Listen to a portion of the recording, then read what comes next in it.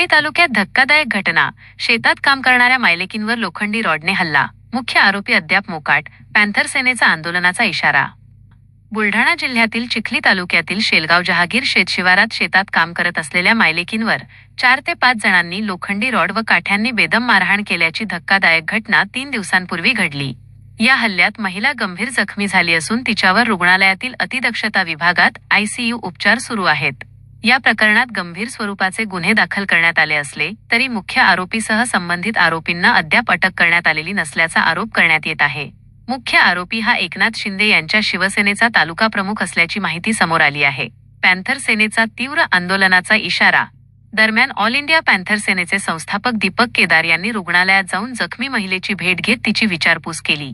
यावेळी त्यांनी पोलीस प्रशासनाने 4ही आरोपींना तात्काळ अटक करावी, अन्यथा तीव्र स्वरूपाचे आंदोलन छेडण्यात येईल असा इशारा दिला। या घटनेमुळे परिसरात संतापाचे वातावरण असून पोलिसांच्या पुढील कारवाईकडे नागरिकांचे लक्ष लागले आहे। महाराष्ट्रामध्ये हादरून टाकणारी घटना चिखली या ठिकाणी घडलेली।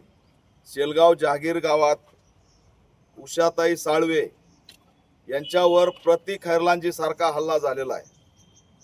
काही वर्षापूर्वी 70-80 हजार रुपये व्याजाने घेतले आणि ते पैसे फेडले सुद्धा, परंतु त्या व्याजाने घेतलेल्या पैशाच्या मोबदल्यात रमेश साळवे यांनी खरेदी खत करून दिलं होतं आणि असं ठरलं होतं की हे पैसे दिले की खरेदी खत परत दिलं जाईल। परंतु त्या सावकारबाईने, जी पोलीस खात्यात आहे असंही समजतंय, त्यांनी त्या आमच्या रमेश साळवे यांची जमीन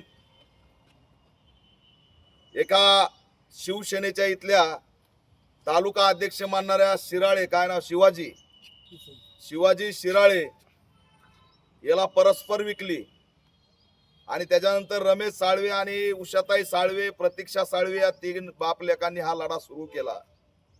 त्यांच्याकडे जगण्याचा आधार काहीच नव्हता। एक 2 एकर काहीतरी गुंठे जागा, 2.25 एकर जागा, याच्या पलीकडे त्यांना कोणताही आधार नाही आणि ती जमीन मिळावी म्हणून गेल्या 2 वर्षापासून, अनेक वर्षापासून ते संघर्ष करतायत। कारवाई केली नाही।